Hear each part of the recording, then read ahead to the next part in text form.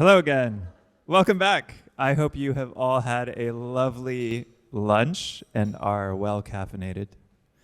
Thank you for coming back. You may recall our conference today is titled The Future of Quality Jobs and Workplace AI. The subtitle of the conference is Regulation for Innovation. This morning, we discussed the Quality Jobs Roadmap. In this first afternoon panel, we will discuss workers' individual and collective rights in the context of algorithmic management and AI in the workplace.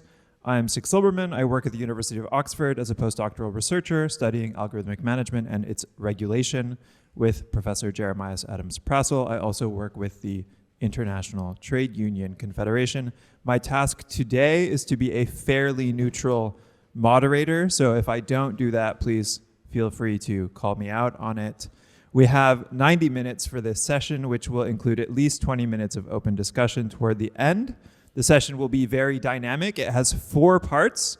First, we will hear 2 presentations, 8 minutes each, on new research supported by the Friedrich Ebert Stiftung. The first will be from Fiona Draagstra, director of the Wage Indicator Foundation, done in collaboration with the FES and with the Central European Labor Studies Institute. She will discuss collective bargaining on AI on the basis of a very large, perhaps the largest, database of collective bargaining agreements that exists.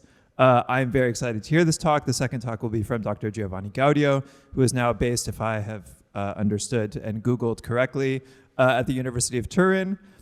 He will discuss new research on worker data rights with a focus on algorithmic management and enforcement. I have seen a preview of this research, and I'm also very excited to hear this talk. I hope you all are also excited.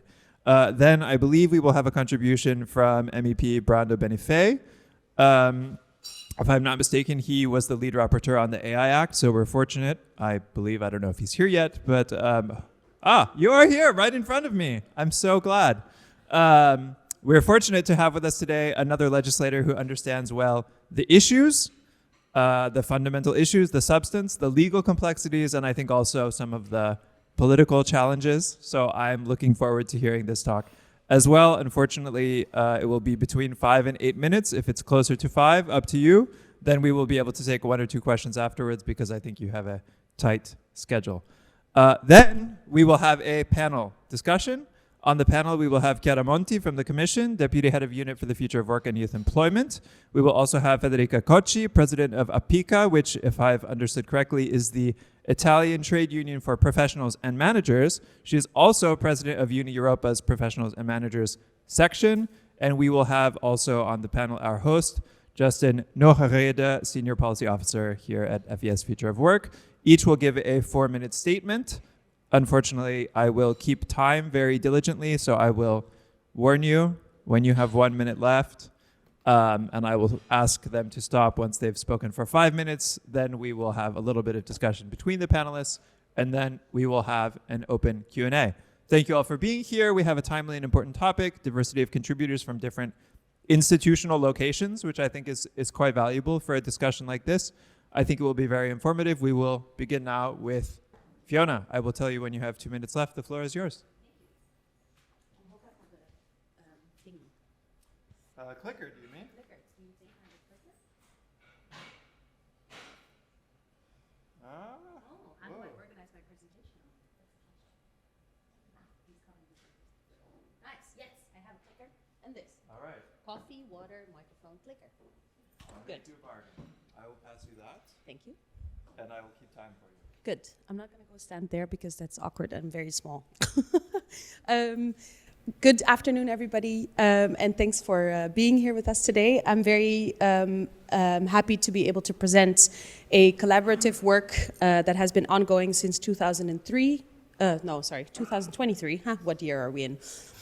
December 2025. We've been working on understanding the content of collective bargaining agreements, as well as on the state of collective bargaining across trade unions in Europe, together with CELSI, the Central European Labor Studies Institute, Wage Indicator Foundation that I represent, and the colleagues from Uni Europa and the Friedrich Ebert Stiftung together. So the research I'm presenting today is a report that will come out right before Christmas, hopefully. And so it's it's the first time we're presenting the results of this study now, which is a phase 2 actually of earlier work done in 2023, where we both did a survey research among trade unions across Europe that are members of Europa, as well as in-depth analysis on CBAs that we collected. So I'm presenting collective work here together. We have colleagues from CELSI here, as well as the colleagues from UNI and FES who've been working with us. So if there's any questions that I cannot answer, then feel free to reach out to us. So why is it important that we do thorough analysis and research on algorithmic management, as well as AI, when it comes to the context of work, but also the context of the trade union movement and the future of work? As we all know, I don't think this is a surprise to anybody, there's a rapid expansion of AI happening and the use of AI happening in our world as well as in the world of work.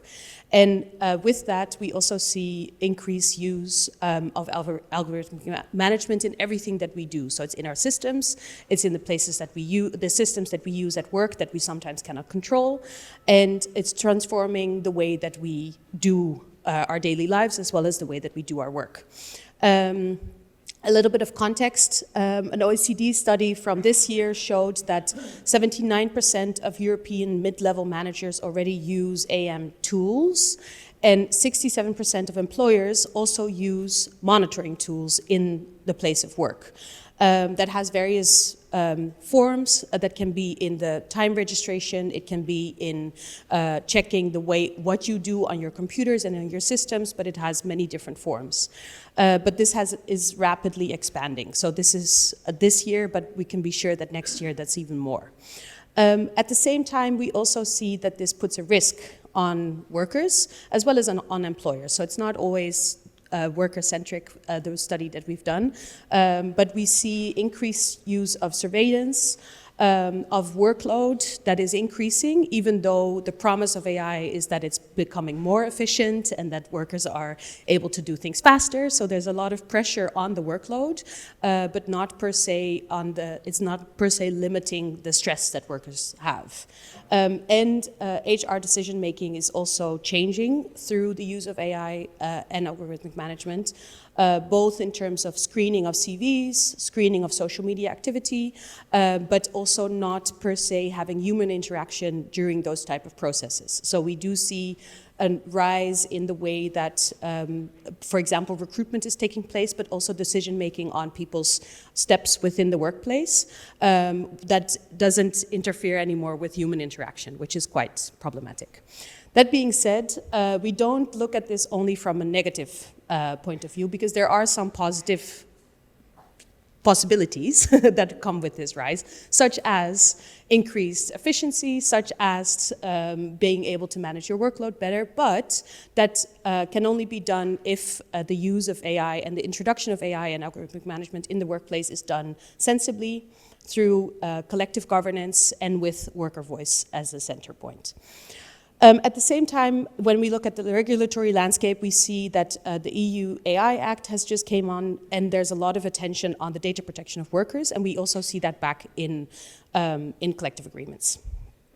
Just a small introduction about AI, which I don't necessarily have to do to anybody here, I think, but it's important to understand the difference between AI and algorithmic management, especially also when we talk about the influence of that in the workplace. So AI, when we talk about that, it's machine-based system capable of generating predictions, recommendations, or decisions with limited human input or oversight.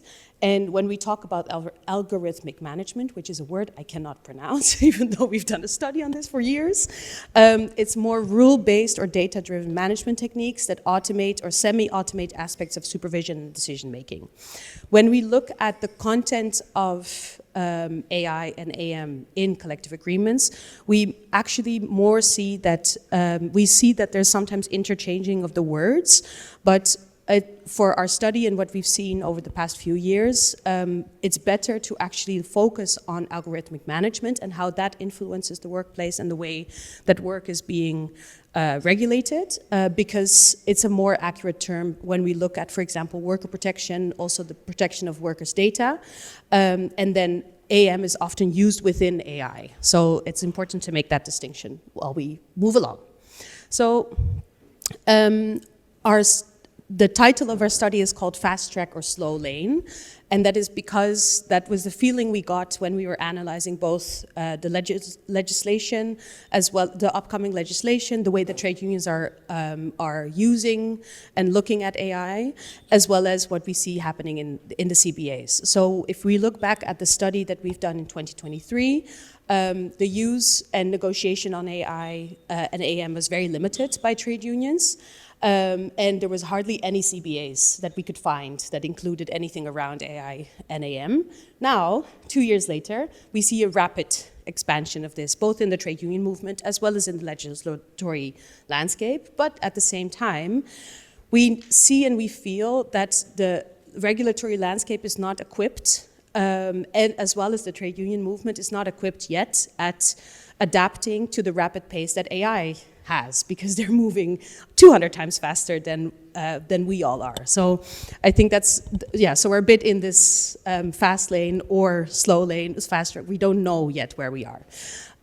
So we really wanted to do a follow-up study on our 2023 study to see how algorithmic management and AI is being used and introduced in people management, employee relations, but also social dialogue and collective bargaining. And we've done that, as I mentioned, with the team that is also here. So we've done 3 types of things. We analyzed the content of collective agreements. We analyzed current trends of collective bargaining on these topics among trade union members of Unie Europa.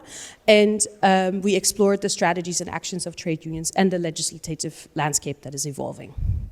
The key findings of our study are as follows, is that we see there's a rapid diffusion and governance gap happening at the moment, and that means that there is some increase in legislation and attempts to regulate data protection, for example, of workers, but the rise of AI and algorithmic management spreads much faster than the regulation can do, and the gap is widening. So even though we feel like we're doing a lot, the gap is rapidly expanding. That also means that despite this promise of efficiency, we're not sure if we can keep up.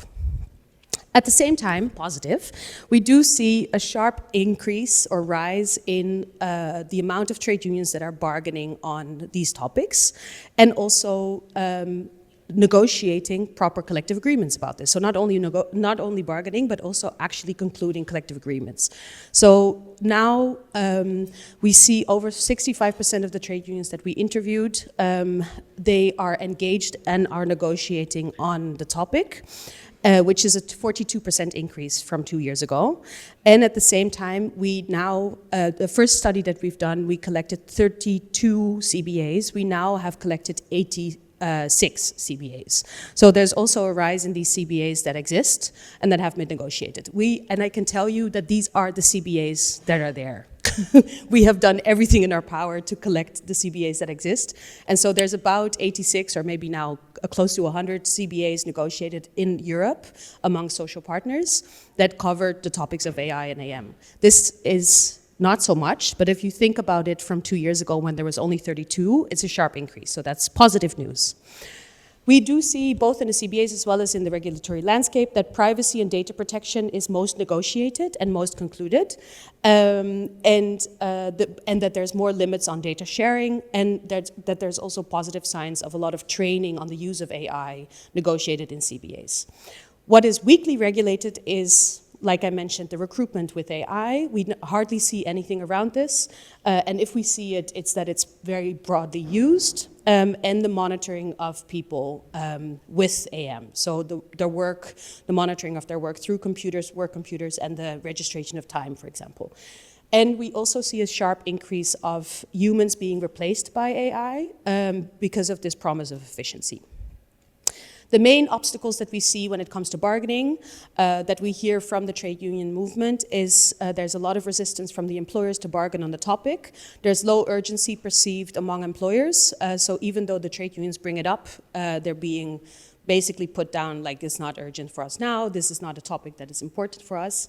And at the same time, we also see that there's very limited expertise among the trade unions as well as among the employers, and a lot of legal uncertainty. So they don't know where exactly they need to negotiate on. And there's a lot of reliance on an existing law that is not able to properly cover what is happening in the landscape at the moment. At the same time, like I mentioned, there are some regulated areas that we do see increasing, but we see a lot of more potential there. The training and the policy strategies are really something that the trade unions are requesting support on.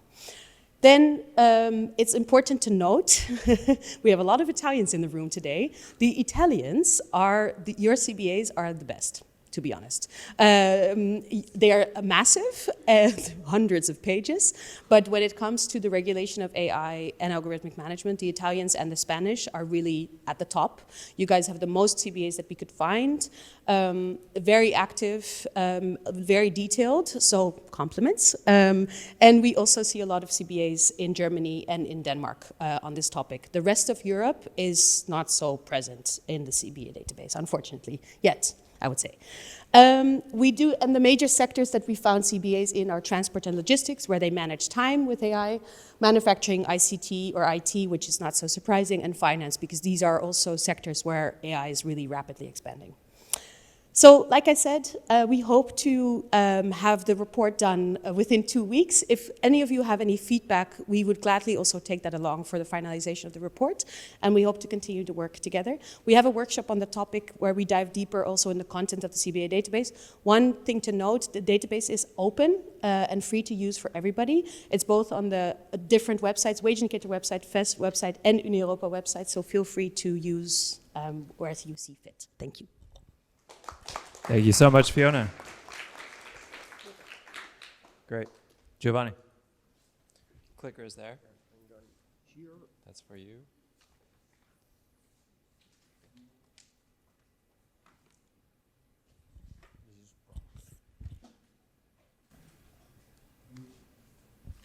Okay.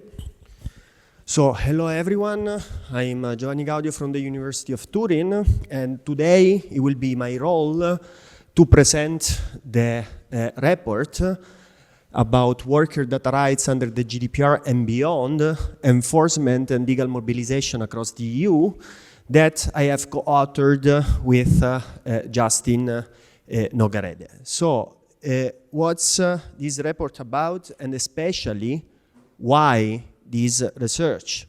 So in previous existing research, there was already some circumstantial evidence of the fact that the GDPR and data rights, more in general, may have been under-enforced in the workplace.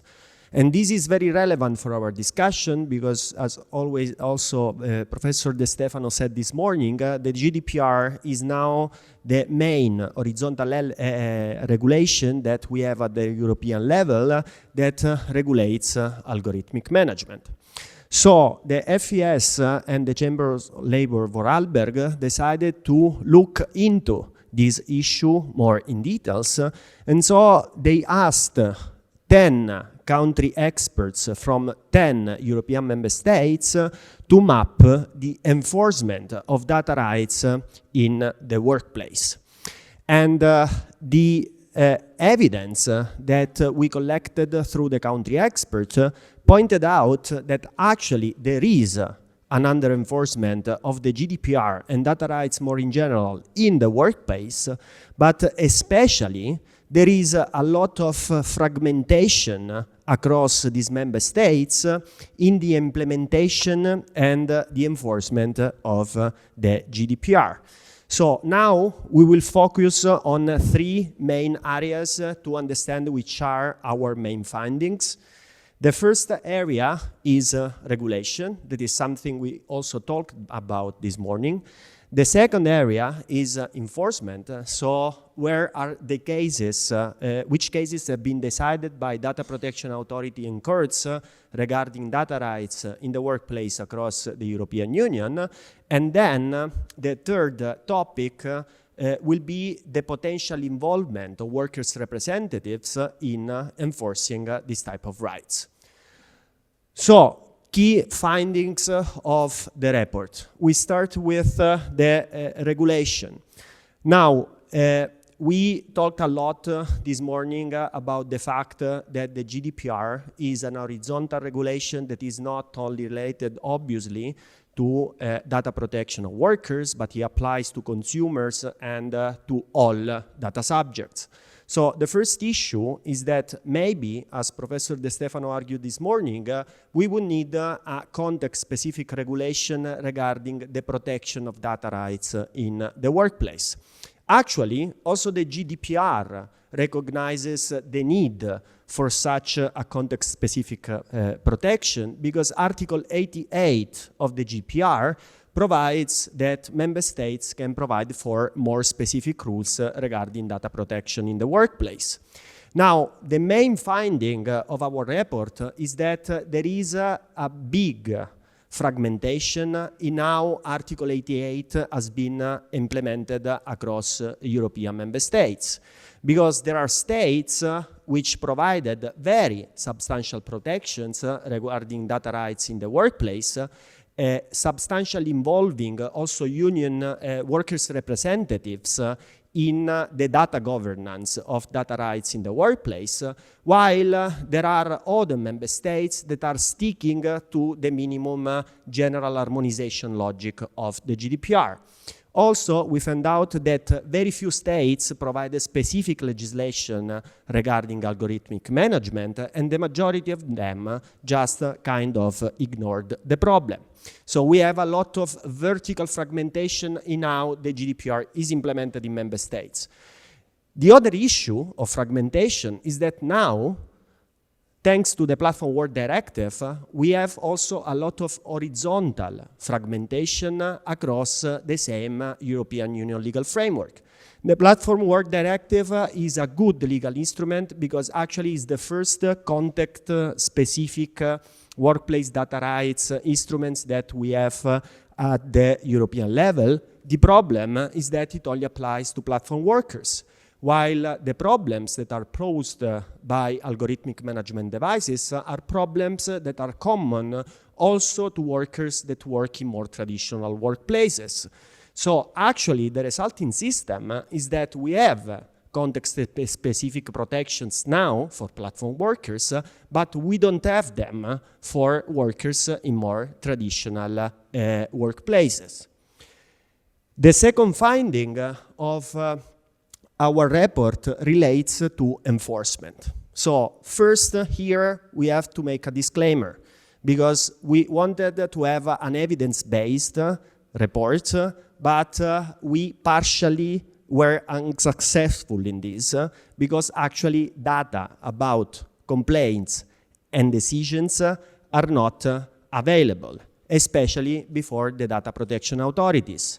There are some data protection authorities that publish some data and some information regarding workplace claims, but the majority of them do not provide figures regarding complaints and decisions, and especially none of them provide specific figures regarding complaints and decisions regarding workplace cases.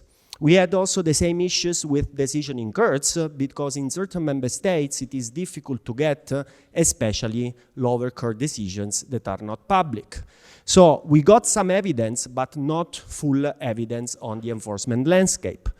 In any case, if we have to have one main finding of the report is that the GDPR is generally under-enforced in the workplaces, and here, also in the enforcement landscape, we see a lot of fragmentation among member states, because there are some member states in which the DPAs are very active, and we have a lot of cases, such as Italy.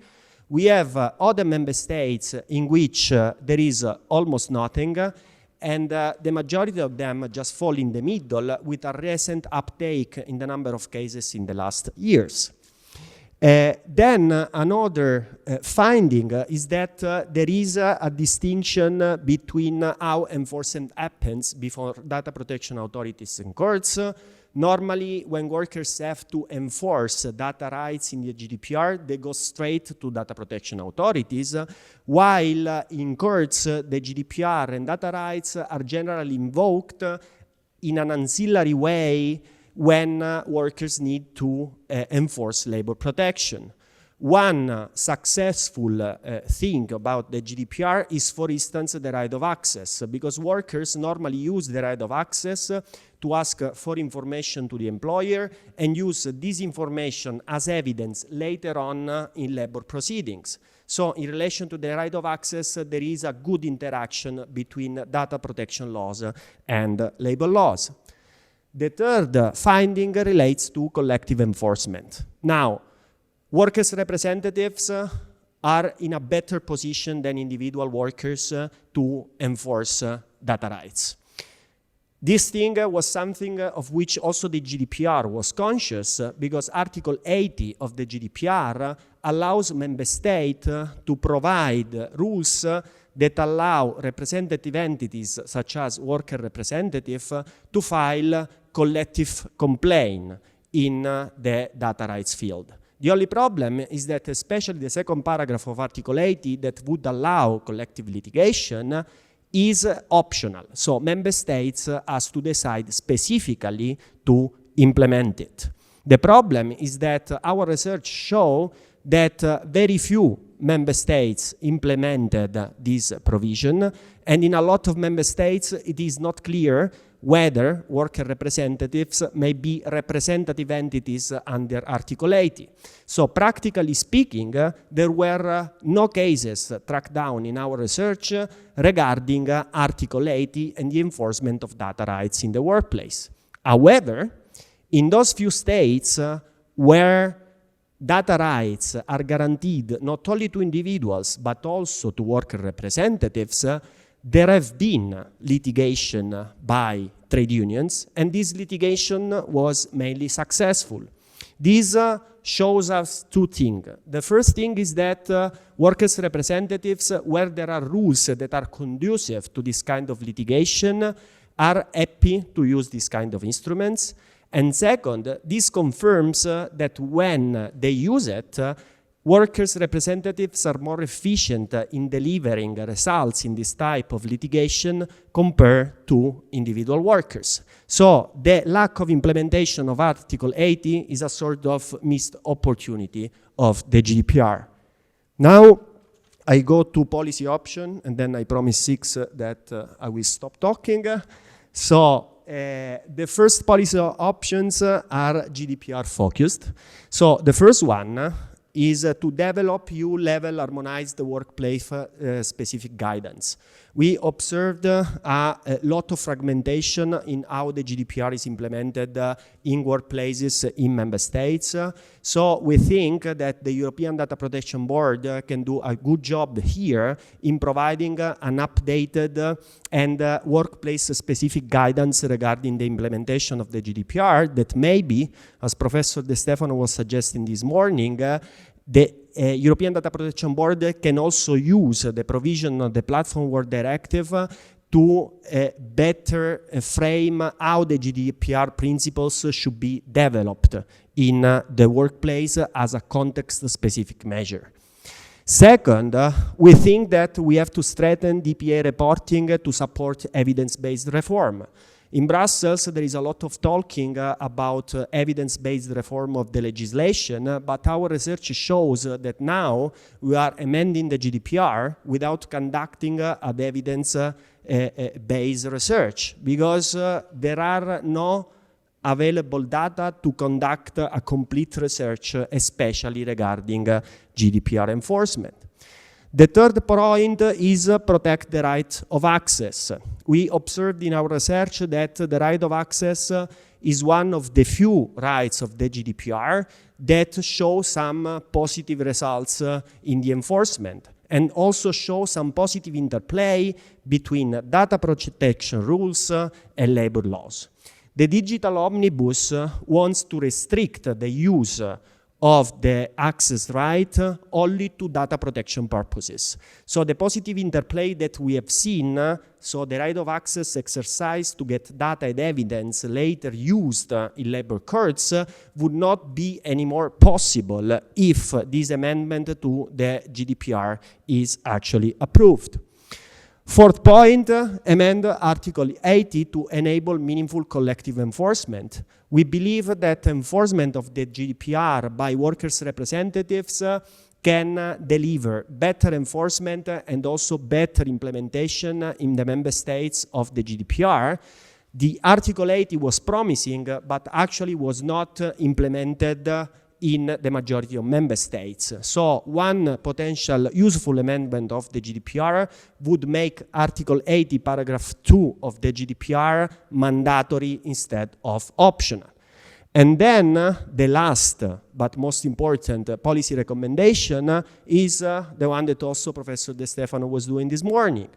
We miss a context-specific data privacy regulation at the European level that is actually addressing the specific issue at workplace level, especially by involving strongly workers' representatives in the data governance in the workplace.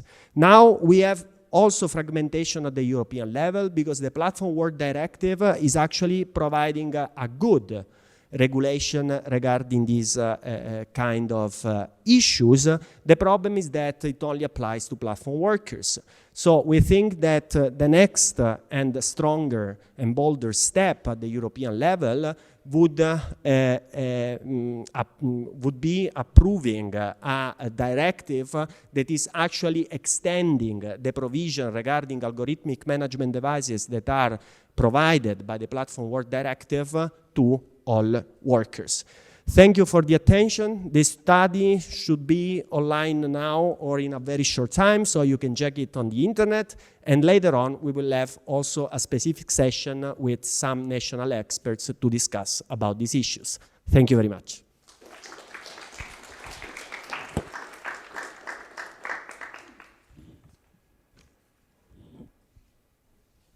Thank you, Giovanni.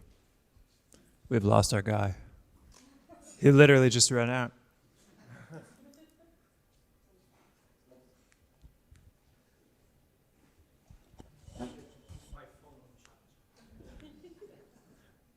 Thank you, sir. Ready? Yes. All right. 5 to 8 minutes. Okay. Okay. I'll tell you when you're at 7 minutes. Okay. I didn't understand. I was speaking separately from the panel. That's why I was surprised. But yes, as you said, and thank you for this invitation. Unfortunately, I need to use this. Okay. So unfortunately, as it was said at the beginning, I will have to go back for parliamentary commitments, so I can't stay for the whole of the discussion. But I'm happy I can bring a bit of food for thought and reflections coming from my work based on the two presentations I listened to that were, I would say, quite clear, straightforward in having data and analysis that I think can help us on trying to trace the way forward. I can say that I personally share the general finding and the direction that comes from those reports. In fact, on the second one, in the policy options that were put on the table for reflecting a possible reparation to the existing loopholes and downfalls in the protection coming from GDPR and potential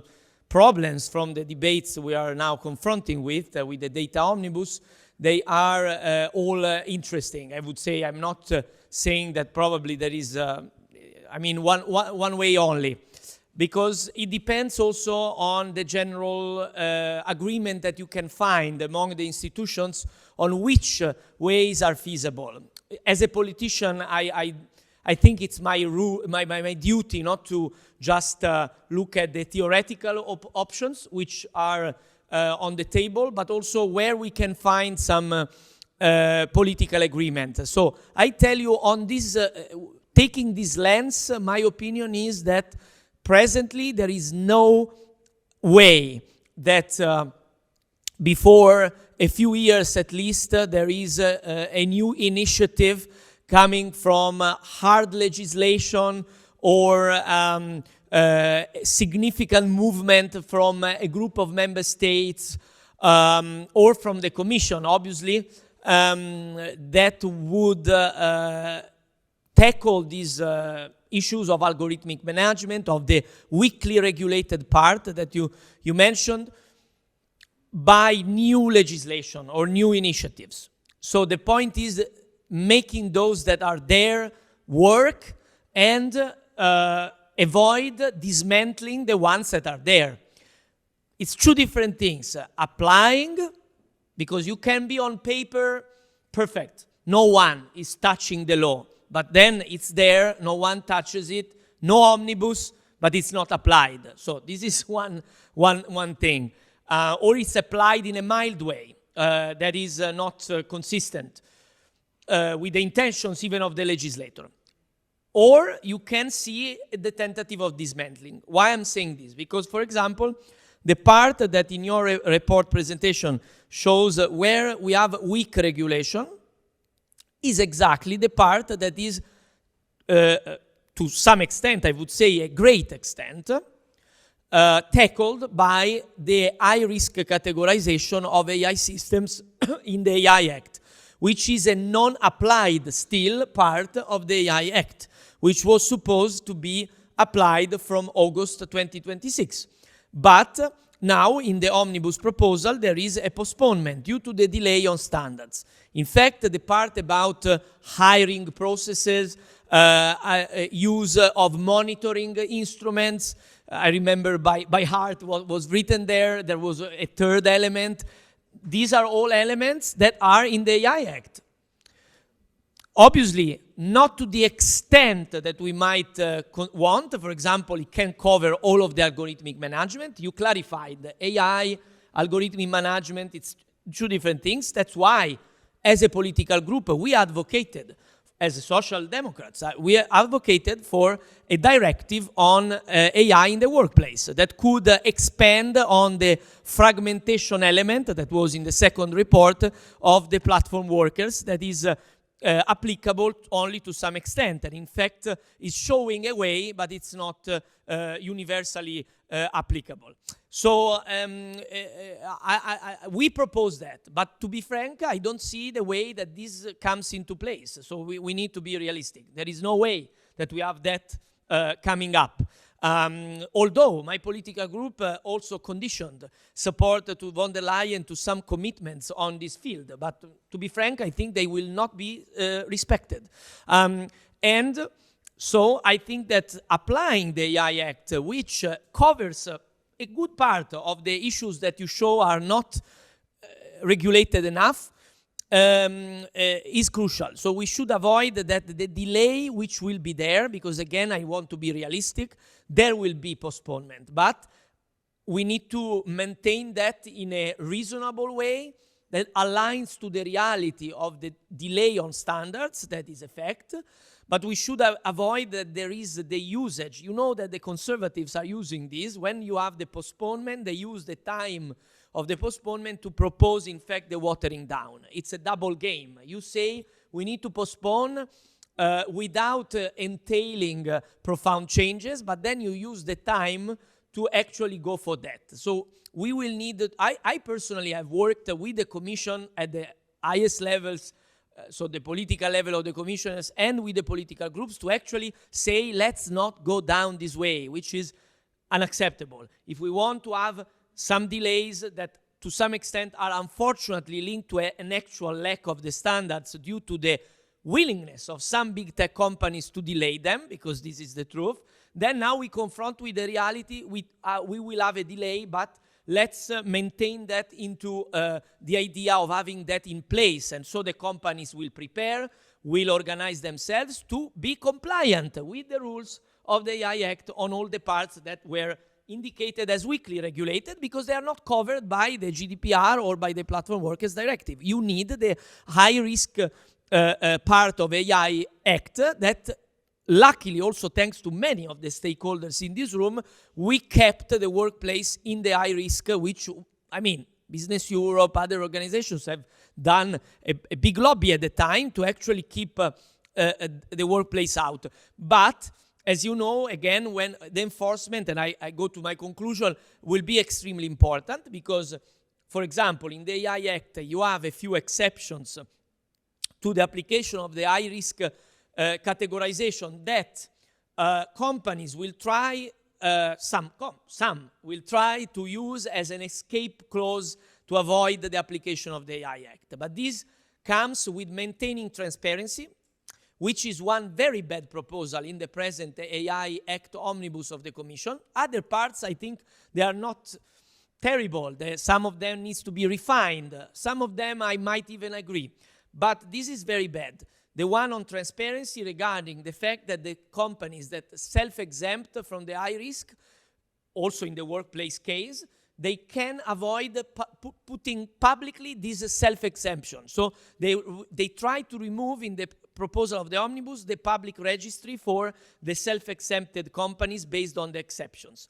This way, they take legal responsibility, but in fact, we are telling them, you take a responsibility, but we give you the opportunity to not make anyone aware that you are exempting yourself from the law.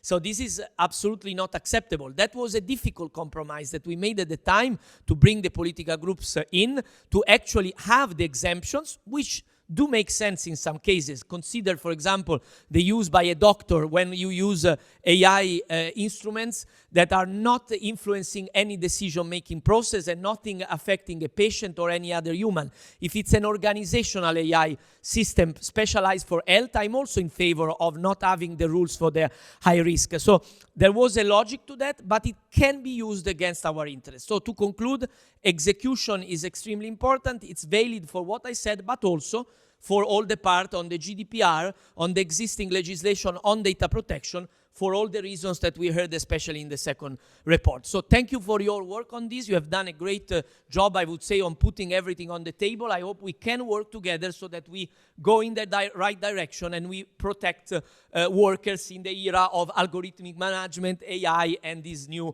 digital world that we live in. Thank you very much.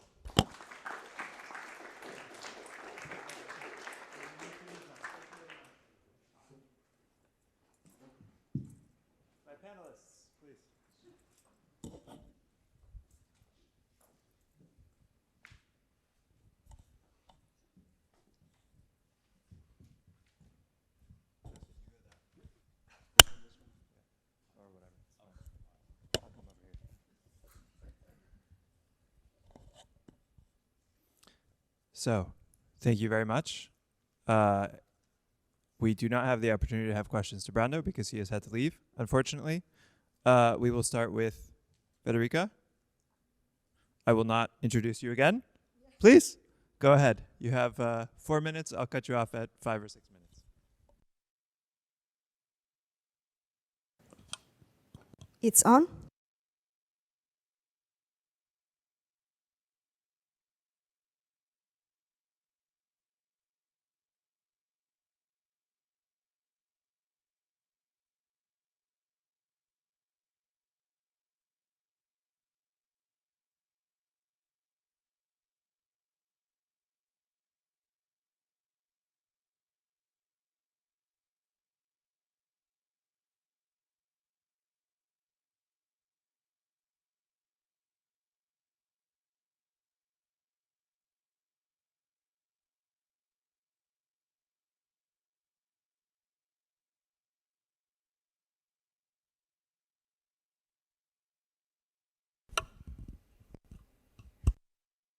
Donc,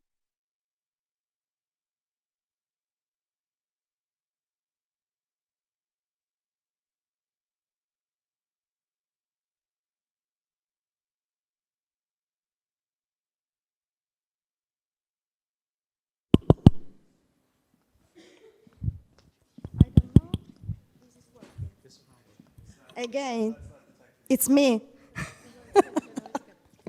So workers are an obstacle to innovation and to artificial intelligence and to competitiveness, as we also, in a certain way, we heard even this morning. I think no. I think that the problem is not innovation, and the problem is not the technological innovation.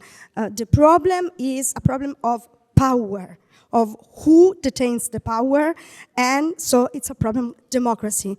I fully agree with what Valerio Stefano told us this morning, that this is a problem of society, of what we want to have in the future as in the countries, in a context of far right awareness and rising. So I think this is the first thing, the priority we have to have, the political priority we have to consider, even as trade unions, when we have to face this issue. The fact of workers' rights in the workplace, considering AI and considering algorithm management, that are, we can say, two faces of the same coin, and we have to consider them together. It is true that in Italy we have a long experience in this with the collective bargaining and also with company-based agreements, but it's also true that we are facilitated by the law, the national law, because we have two important laws in Italy. Constitution, who foresees the right of trade unions and the existing right of trade unions, so workers' representatives, and the second one is what we call the Workers' Act. Okay, in which we also regulated in Article 4 the monitoring of workers in the workplaces. These two, we can say, laws facilitated our work also in bargaining and negotiating, but it's true that it's not easy. Even for us, even because many employers are against. Even trade unions have some difficulties to understand that we are also late considering these issues, even because our economic context is a context composed by 93% of small and medium enterprises, small and micro enterprises, companies. So we have the fact that many of them are not implementing at the moment algorithm management or AI in the workplaces. But we have the major companies, the big tech, the multinational companies who then they work in Italy and they implement. The case of Amazon, I come from a meeting we had in Berlin about Uni-Amazon Alliance, in which we were 19 countries, more than 25 trade unions, is really an example of what can happen even in other countries if we don't build together. This is the other priority. We don't build together as European a legal framework. I agree that we don't need only books and only practice, but if we don't have books, we cannot put them in practice. So I think that this is the reason why we cannot consider deregulation as an answer to innovation and to even workers' involvement in companies. We have to shift this idea. We have to reverse this logic. There is a false dichotomy between competitiveness or rights.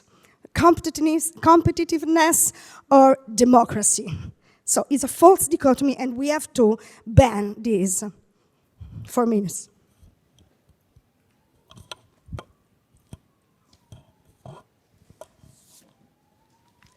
Thank you very much. Thank you for the invitation. Good afternoon, everyone, and apologies. I've been fighting as many in Brussels, a bad cold for the last few days, so bear with me. I will try to be as clear as possible despite this, but please be patient. So I'm very happy. Yes, okay, thank you. I'm very happy to be here today because I know we are talking about the future of work, but as a category that deals with these things, but this is very much the present. As we saw in the presentation by Fiona, algorithmic management and AI are very much used in several companies across Europe. We have reports that say, up to 1/4 from 1/4 of companies across the EU. Some reports say even 3/4 of companies in a smaller set of countries. 1 out of 5 workers says they've been subject to algorithmic management. So it's clearly very much present, and we know it's very much present. It's present across sectors, but of course in some sectors more than others. So as also in the presentation from Fiona, and we heard, and I imagine you have heard this multiple times, there are of course a lot of opportunities that come with these technologies, which is really very much so worth looking into and encouraging the uptake of these technologies. However, there are of course many risks that come with this. So I will not go too much into this because we have already heard it from the previous speakers. But there are challenges that go into on the qualitative aspects of employment, but of course also on the quantitative aspects. I know there are tons of figures out there. I'm not going to go into this, but it's clear that these technologies will impact not necessarily the number of jobs, but they will create new jobs. They will force some workers to be displaced. But I think more and more we will see that we will have to work together with these technologies in a complementary way.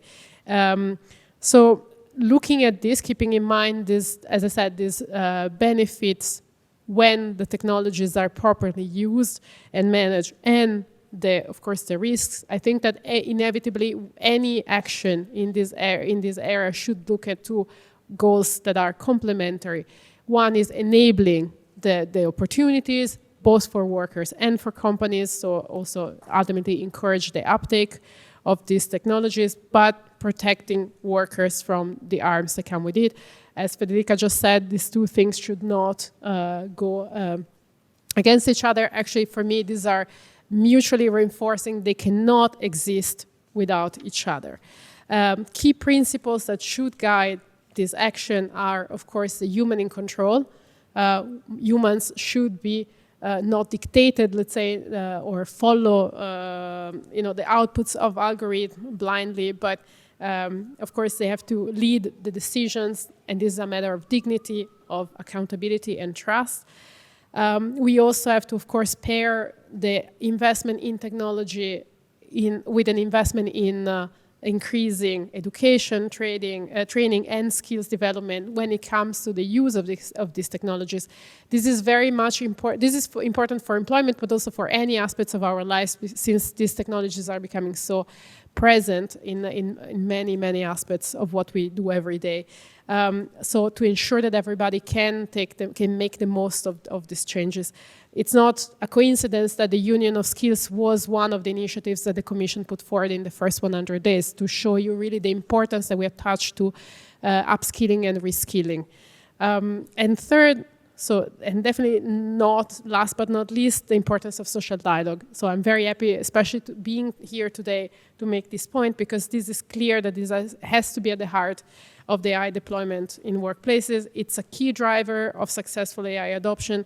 It fosters transparency, trust, and mutual understanding between employers and workers. And trust is fundamental. We are seeing several reports and studies that show how when there is trust in the technology, when workers are informed about the changes and how the technology is working and what data are processed, etc., this increases the chances of adopting the AI in the company. So this is, of course, a fundamental aspect of the roadmap, of the Quality Jobs roadmap that was published a week ago. I will not go too much in details because I know you already had the discussion this morning. But this was really the fruit also of a lot of discussions at an unprecedented level with the social partners. With the roadmap, we have also published, as you know, the first stage consultation for social partners on a Quality Jobs Act. So I'm really also here today to encourage you to actively participate, because this issue is something that we really have to look at together. You might have, I don't know if you have seen it already, but earlier this year we have published a Eurobarometer, a special Eurobarometer on this issue.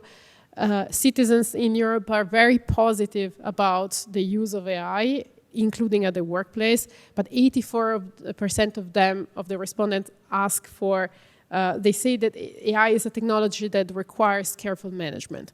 So I think listening to this, looking at all the discussions that let's say the inputs that we already heard and the discussion that we will have, it's clearly a shared responsibility. The European Parliament, as you know, is also looking into this. There will be a vote next week on a report on digitalization, AI and AM in the workplace. Which is very much also stressing some of the key elements such as transparency, human involvement, and the need for strong social dialogue. So I will stop here, and I very much look forward to the rest of the discussion. Thanks a lot. That was super interesting. I'm Justin. I work at FES Future of Work, and when we talk about protecting workers in the face of the onslaught of algorithmic management, online surveillance, collective bargaining is of course key, and we do a lot on that. My colleague Oliver Philipp has done many projects with Unie Europa, the co-sponsor of this event. That's of course ideal. It also was stressed this morning in the panel that if workers have the power at specific workplaces to directly negotiate over the development, deployment, and use of technology, that's of course what you want. That's democracy in action. At the same time, when you look at Europe, and this also comes across in the report that Giovanni just presented, there's big gaps when you talk about collective bargaining. Federica, you also mentioned that unions are late. They're often late. That's not a criticism, it's very difficult. Sometimes the technology is complex. These are global firms, they have 500 lawyers, they just refuse to cooperate. So what do? So there are limits there.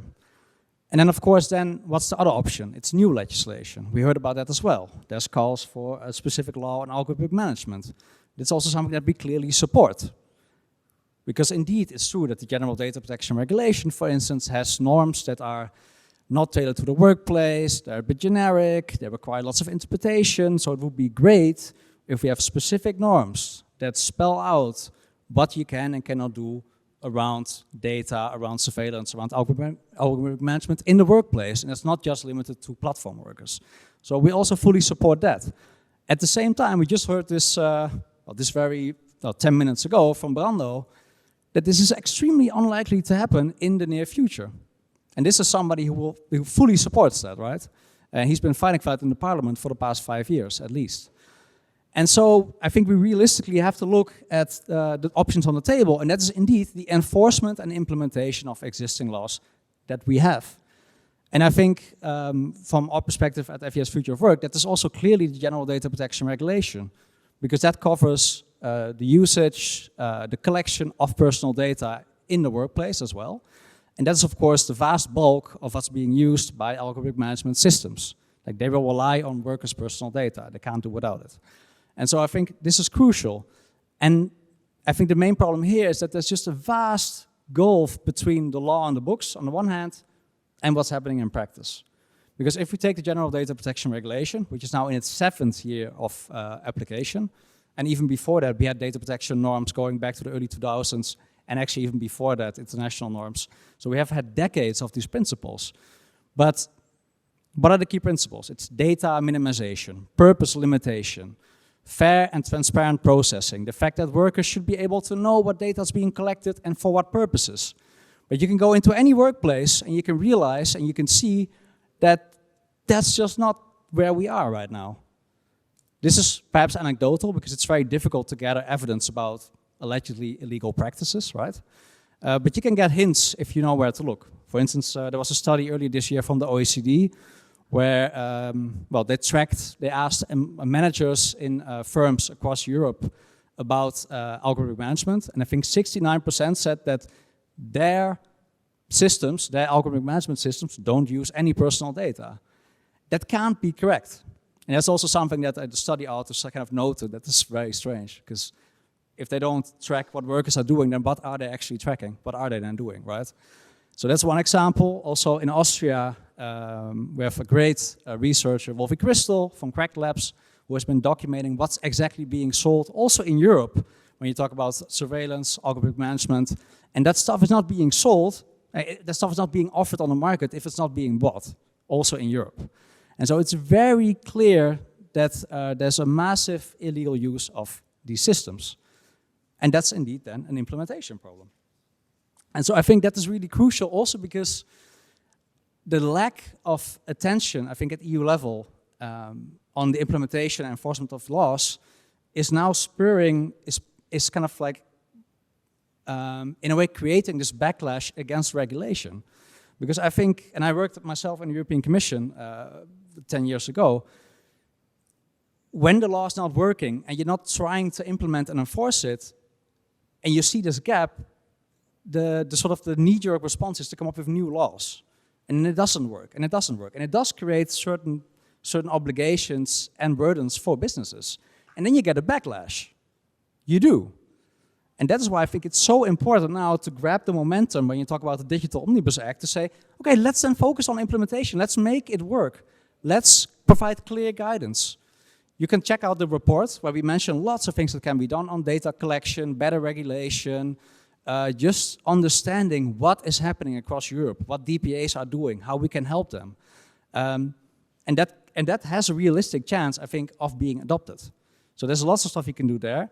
And the second part of the recommendations that we propose in the report is around collective enforcement, which I think was also flagged in the morning a lot, also by Valerio, for instance, is the fact that indeed, when you talk about a workplace, it's a hierarchical relationship, so you can't rely on individual rights, it needs to be collective. Luckily, the GDPR, as Giovanni sketched, also allows for that under Article 80, for public interest organizations to push own initiative complaints, to be mandated by workers, to litigate, to complain. And this is a clear improvement that we can push for in the upcoming Digital Omnibus Act negotiations, because it would also help DPAs. Because indeed, data protection authorities, of course, they're understaffed, they have a very difficult task, so why not help them? Why not allow all these other organizations, workers, unions, to help with enforcing the law? Because they can't do it alone. I think it's an illusion to think that the handful of the dozens of people at DPAs across Europe can manage this huge transition that we're in at the moment alone. So this would be, for me, also a clear recommendation. I will cut it there. I see 6 that we have to cut it. But this will be my opening statement. Thank you. Thanks, Justin.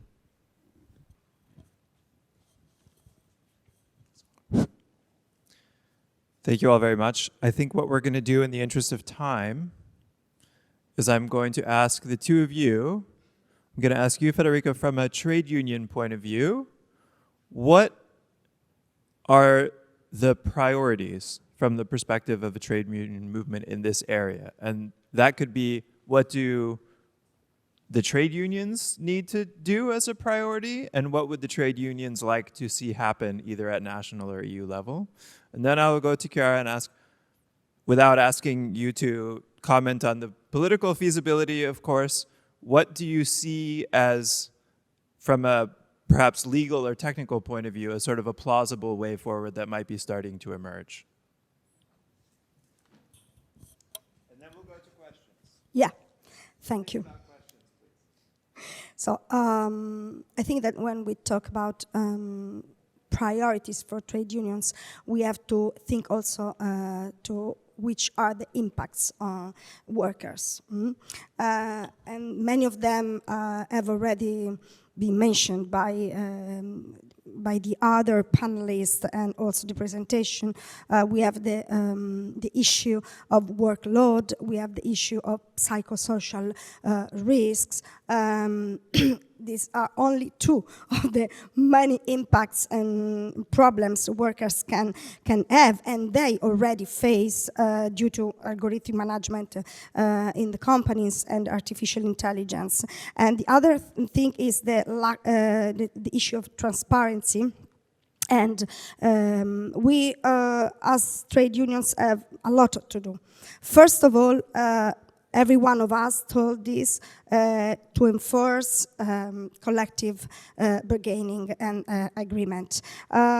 Because this is really, in this time, in this even political context we have, is really a tool for democracy, because put together social partners and allow us to talk and to exchange even different point of view, but find common solutions. I think this is very, very important. We have to negotiate binding rules, and we are doing this, of course. In Italy, we are trying to do this through negotiation. At the moment, we have 19 national collective agreements which regulate this issue, and we have many, many company-based agreements. What we have to do is to negotiate, of course, transparency, the use of data, and I will return to this about also digital omnibus, and the access to documentation for workers' representatives in the workplace and out the workplace, and limit also the automatic decision making. Second, I don't remember who, and I'm sorry, this morning talked about this, but it's very, very important, the joint impact assessment. And we have to stress on this and to work on this, because on this depends the issues of bias, of workload, of working conditions, of pay, of equality, not only between genders, but so diversity management, we can say. And third, we need, and I totally agree, we need to reinforce and to enforce workers' data right and specific workers' rights, because we have many European also laws. We have the A Act, we have also the Platform Workers Directive, we have the DMA, so we have many, even the E-Privacy Act, which is of 2002, so a long way ago, but they are all fragmented. We need this help as trade unions. We need that this has to be harmonized at the European level. And finally, I totally agree with Chiara. We need a lot of training and reskilling, not only for workers but also, of course, for trade unions. And we are doing this, for example, organizing national training course for our policy officers, and also for shop stewards who are then in the workplace. And I want to come back to the issue also of data, the use of data and excess use of data. One of the things that is very dangerous, even in the digital omnibus, is the fact that it wants also to redefine the principle of personal data, so the meaning of personal data, and expanding the category of which are not personal data. And this is a very critical and crucial point, even for trade unions, in workplaces. So I think that these are some of the major challenges we have to face, to represent workers, to protect workers, to allow major workers' participation in the workplace, in the algorithm management. Thank you very much. So first of all, I really like this concept of reinforcing and enforcing the rights. I think also, Justin, you mentioned it in your intervention. Of course, there's a lot out there that has to be enforced, and we have to. And this is also what we say in the Quality Jobs Act first stage consultation, that whatever we will do, if we will do anything at EU level, first we have to really focus on enforcement and implementation. And just to give an example, we are, last year there was the adoption of the Platform Work Directive. We have been working for 1 year now with the member states on the transposition. Today there is the last meeting of the transposition working group with the member states. They will now have 1 year to finalize the transposition at their level. So we are really putting a lot of work in already, starting well, let's say, on this, to ensure that when things are in place on the ground, they can function as well as possible. 6, on your question, tricky one, because of course I will not preempt, let's say, the results of the social partner consultation that we just launched. There's also, as I mentioned, this report from the draft report from the Parliament that will be voted next week. It's a own legislative report, which means that if it passes, it currently is calling for the Commission to put forward a legislative initiative in this area. So if this will be the case also in the final text, the Commission, according to President von der Leyen political commitments, will look into this and try to address this request in line, of course, with the principles of subsidiarity, proportionality, and better lawmaking.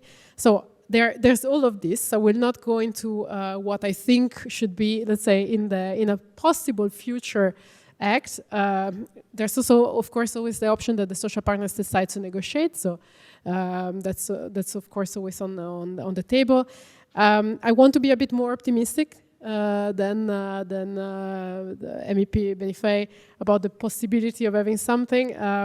I think, if in general, my 2 cents are, as I mentioned earlier, 2 goals that they should be respected, enhancing and protecting, according to the principles that I mentioned earlier. So the human in control, the trust, and the importance of skills, but also, as I said, of the social dialogue.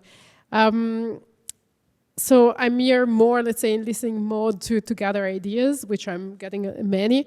But I think also, the Platform Work Directive, as mentioned also in Giovanni's presentation, it's a good starting point, of course. It applies only to the platform work because that was when we started also one of the sector where algorithmic management was really basically the essential part of this model. It's now more and more used, as we said, across different sectors. So, of course, there is a reflection that has to be done whether there are gaps in the current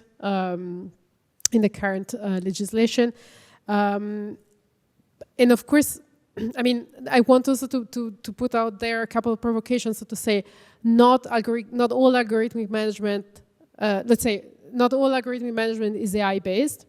So there's a question that some of this might not be, for instance, tackled by the AI Act.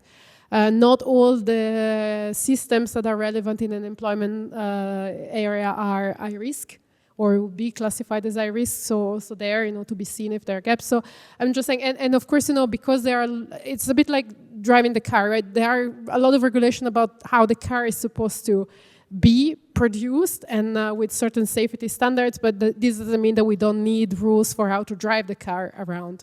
So it's a bit like, when there are a lot of rules of how the products should be made, but what about the use? That might not always be super clear. So let's say that's where we are now. We're looking into possible gaps. We're gathering evidence. There's a lot that we're doing and we have already been doing. And I think ultimately, a bit also on the point on simplification, right? The fact that we would think of coming up with new legislation could look a bit of a, going against the current agenda on simplification, but one could also argue that one rule book, it's like a minimum standards, let's say, across the EU might actually be better for companies and for workers than 27 potential different types of rules. And, we saw also in the presentation of Giovanni, the implementation of certain provisions currently in place, is very fragmented and very different across member states. So let's say I just leave these things out there as food for thought, but as I said, I'm very much here in a listening mode to hear from you what ideas, and that's also the point of the two-stage social partner consultation. Are we missing something? And if so, what should be done? legislation, guidance. I mean, that's really all up for discussion. Thank you.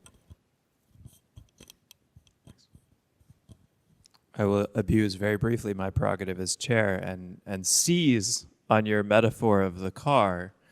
In their book, AI Snake Oil, from 2 years ago, the Princeton computer scientists Arvind Narayanan and Sayash Kapoor begin chapter 1 by saying to the reader, imagine if instead of the words car, bus, boat, rocket, bicycle, skateboard, and motorcycle, we had only one word, which was the word vehicle.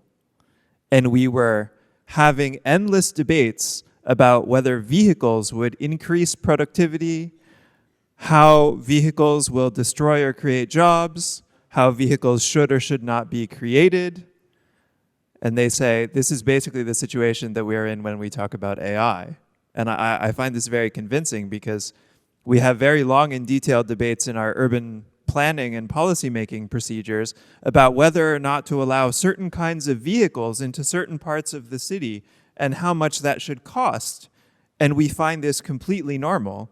And yet, you know, at the same time, we have regulations about how somebody is allowed to drive certain kinds of vehicles. Oh, well, if you want to drive a car, you have to get a license. If you want to drive a car for money, that's called being a taxi driver, and that's a whole other kind of license. It's operated by an entire other regulatory agency, and yet we don't argue that vehicles are over-regulated, right? You want to drive a plane? Oh, that's a completely different kind of license from a car. You want to drive a big plane with a different kind of engine? That's a completely other kind of license. You want to drive a plane for money? That's another kind of license. Nobody's saying, oh, vehicles, we're destroying vehicle innovation by over-regulating vehicle. Like, this is not a sentence that anyone has ever said. That's my 2 minutes. Who's got questions? 1, 2, 3, 4. Okay. 1, 2, 3. Great.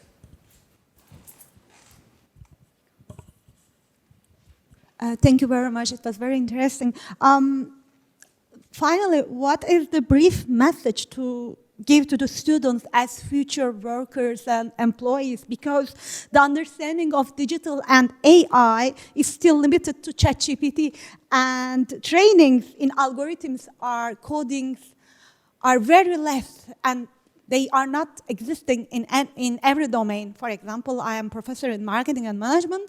When I ask my students, do you know the basics of coding? I don't ask them if you know coding, basics of coding. They have no idea. So it is still limited to computer engineers or engineering domains.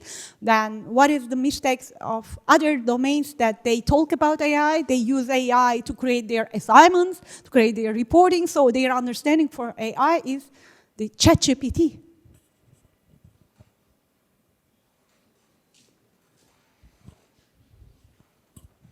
Thank you very much for this panel.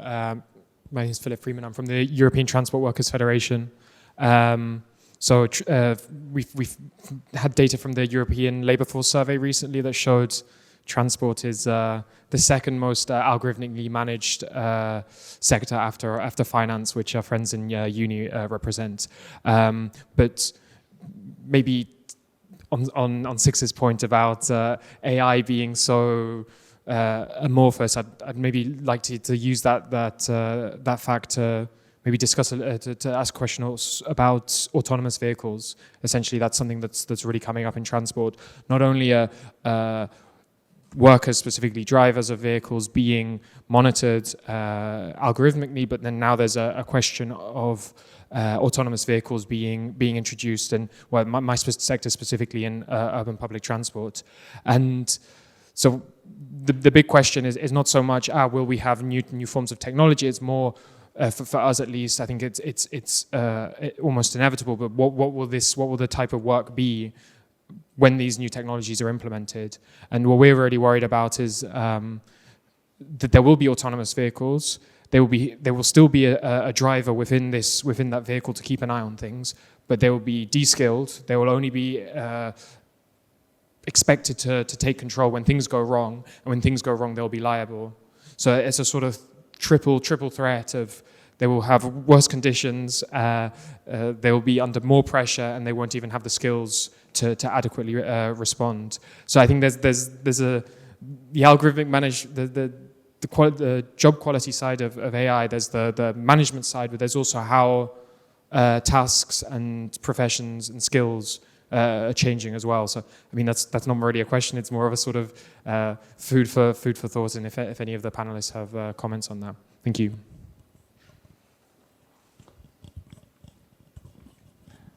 Thank you very much for the. Okay, thank you, Six. That's very kind. I have a question for Chiara. It was basically one of the outcomes of the study that was done that one problem of better enforcement, and he said that's going to be a priority for the Commission, is obviously that individuals file very few complaints and that the collective level of enforcement hasn't been fully implemented by Member States because it was made optional in the Article 82. So my question directly to you would be, do you see a possibility as part of this better enforcement, better regulation to make that mandatory? Because it would massively help the DPAs in their job, because unions, but not only unions, if they had standing under this, which is another question I must add, because at the moment it's pending if actually the main organizations that might represent workers' interests are not allowed actually to represent them under this article. That's at least the interpretation by some member states. So again, a clarification would be needed. And my direct question was, could this maybe be part of better regulation or better enforcement that this is made mandatory? And also, I think as Valerio was pointing out in the morning, if you see a possibility that Article 88 is being used more extensively to clarify some of the principles, because the European Data Protection Board would already have possibility to issue clearer guidance for the workplace. As also we've seen in the Platform Workers Directive, there's good kind of interpretations that already could serve as a benchmark for this guidance that would be needed without any further regulations. So I would just like to know a bit more in depth how you would see the possibilities and to what extent that the existing rules could be used for better enforcement. Yeah, thank you very much. So maybe actually to jump on a bit what our colleagues from the transport sector were mentioning, like of course how algorithms are going to be used. It's going to look very different in very different sectors and in different industries. And we personally represent the professionals and managerial staff. And at the moment, the Joint Research Center, they came out with a study, I think 2 months ago more or less, which was showing that up to 60% of European workers are managed by some level of platformization, meaning that there's some level of algorithms which are already managing them. So this is not actually something we are talking about hypothetically, like getting something which is future-proof. We are talking about something that needs to be addressed now at this very moment. So this is sort of an open question, I think, like this, especially for Federica, but also for the rest of the panelists. That, how do we ensure that we basically have this sort of a smart system which knows that there's no legislation which is going to be perfect. There's no legislation which is going to have perfect implementation and enforcement. Like this is just how it works de facto. It's not the optimal world. But I would see that the one faction, especially there's plenty of trade unionists in the room that we can use to fill those gaps. It's really on social dialogue. So how do we basically leverage between the legislation, setting the minimum standards, and then having also the support for social dialogue that can fill in the potential gaps on this one? It's actually something that's very much taken on board on the Parliament's algorithmic management proposal, which is going to be voted, as you were mentioning earlier, Chiara. So it would be very nice to also hear the DG Ample's reflection on this.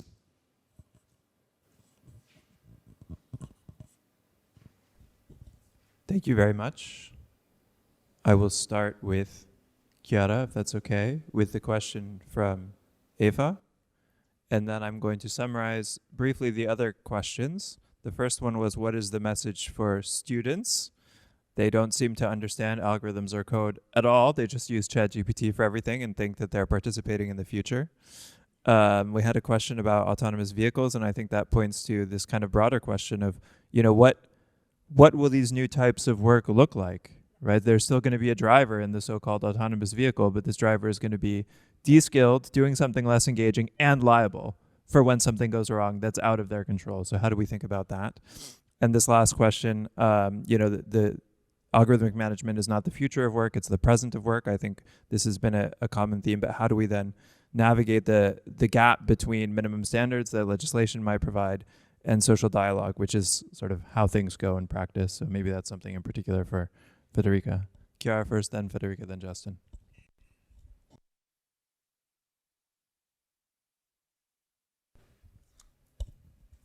Thank you very much. So I didn't expect my metaphor about the car to lead to so many discussions on vehicles, but okay.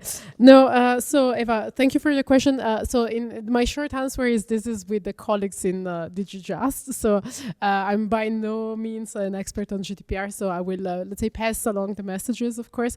But these are very important points. We are, I mean, you have seen also in the Platform Work Directive, we give a lot of put a lot of importance on the representation by the workers on information rights for the workers and the representatives, etc. So I think this is clear that it's something that we that is very very much at the center of the discussion. As I mentioned also before, I think and that's where we go back to the importance of social dialogue, because as I said earlier, if workers are informed and they're part of the process, if their representatives are informed, they're part of the process, they have access to how the decisions are made, they have a chance to discuss these decisions, try to revert them, etc., be compensated in case of issues. It's really fundamental and changes the approach to acceptance and adoption of these technologies. But I will pass the message to the colleagues. I think on the broader issues, I think on the questions, for instance, about training, I mean about students and understanding the difference between AI, ChatGPT, etc. I think there's a lot of confusion, and it's true when you speak to people. I think in the last years, when you talk about AI, many, depending on the field, because I had also I noticed this, depending on who you talk to, they will connect AI to something very specific that they know. But the general population probably will think of ChatGPT and this type of models. I think there we go back to the issue of skilling and training and making sure that people have basic digital skills to understand what we're talking about. And also, it's not just the workers. I think, sometimes we're talking about employers and also in particular SMEs, like big firms will have the power, let's say the resources to either make some systems in-house or buy something and make it as customized as possible. But this might not be the case for smaller organizations which might buy a product without really understanding what is, how it's functioning. And some of the employers and managers that we will use these products might not always have the understanding. So I think that working on really on the skilling and understanding and information regarding these systems goes both ways and is fundamental for empowering both the employers and the workers. And this goes a bit also, I think, to the idea of what the new jobs will look like. As I mentioned earlier, I think there will be really an issue also the quality of jobs and but also on are we going to work more with AI. So I think the people that will have the skills and the capacity to work and understand these technologies will have an advantage, so to say, in the labor market. So there will be potentially also some divergence, some gaps, let's say, in terms of digital skills, and that will also translate into probably gaps into the workplace. And so that's where I go back to the importance of investing resources in lifelong learning, in particular on upskilling. So I think this is more or less where I stop, and I pass the floor to Federica. Yeah, thank you. So, trying to answer the question,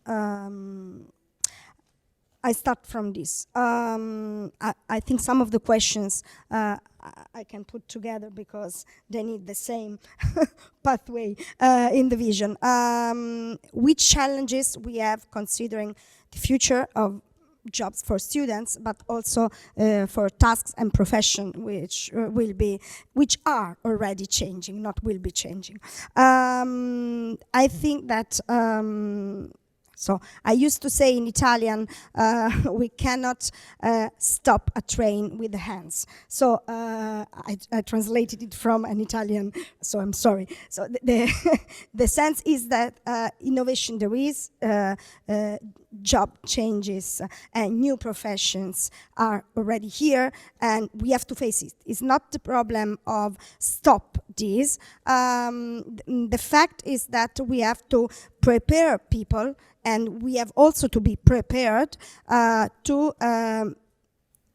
reskill and upskill people. So when we talk, the colleague of the transport sector talked about the automatic vehicle. Of course, there will be a question, an issue of tasks and of profession, but they will change. We already faced this at the beginning of 60, for example, in 60 of the last century, when many jobs changed, and even at the end of the 19th century.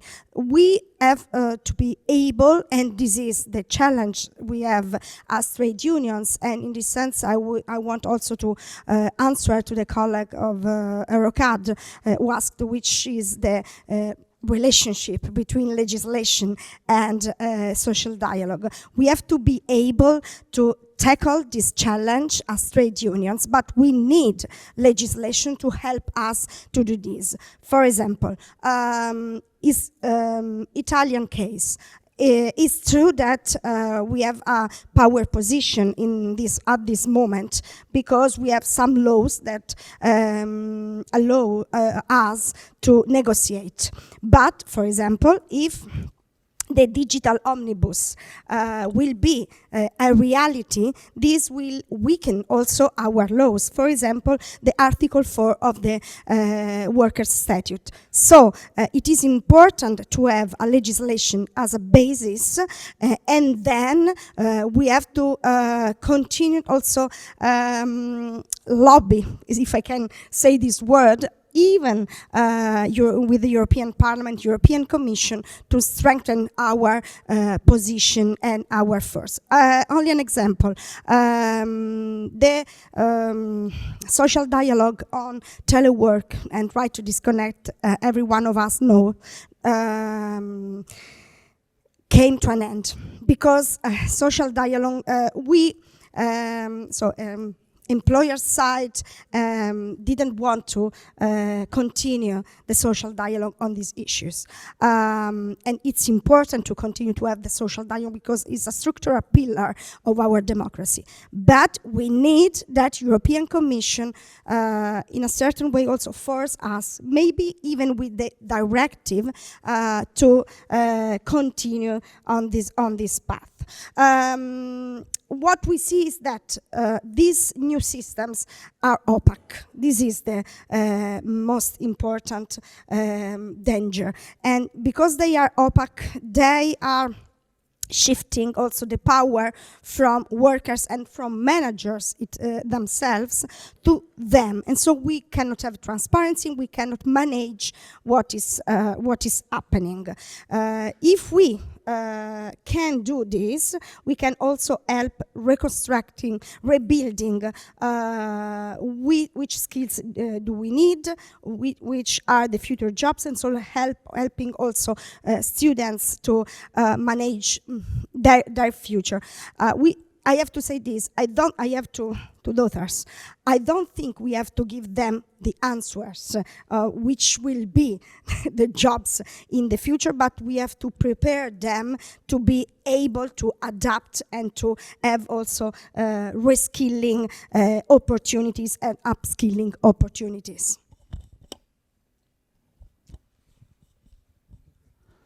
I'll try to keep it really short. Perhaps one answer to the colleague from the transport union. You raised a really difficult question in a way. So what's going to happen with the technology in the transport sector, with autonomous vehicles? What does it mean for us for the future?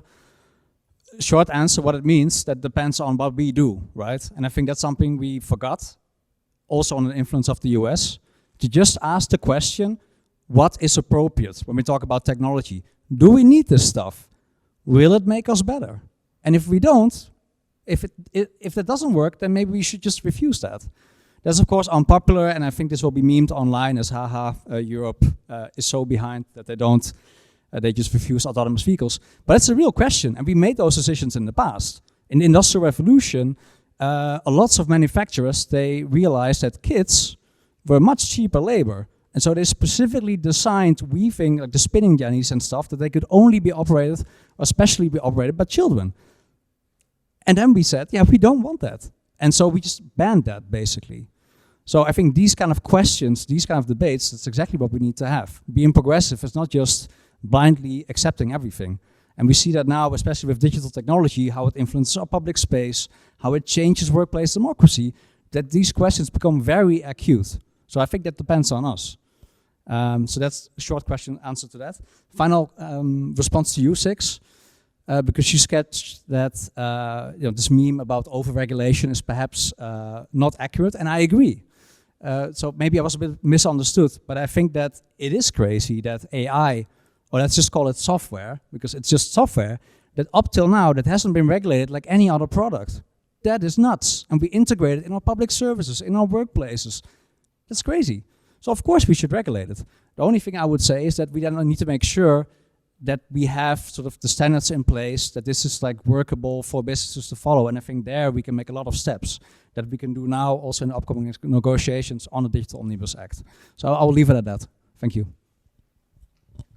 Thanks very much. Thanks very much, everyone. We have a break now. Justin will tell you how long you have for a break. We are only 12 minutes behind schedule, so that's not too bad for Brussels. Thank you, everyone.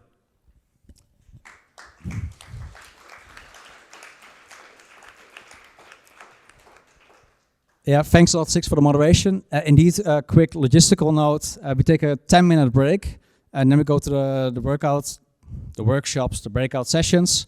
You can just go at the end to the right, and you will see like name tags, basically cards that will guide you to the correct rooms.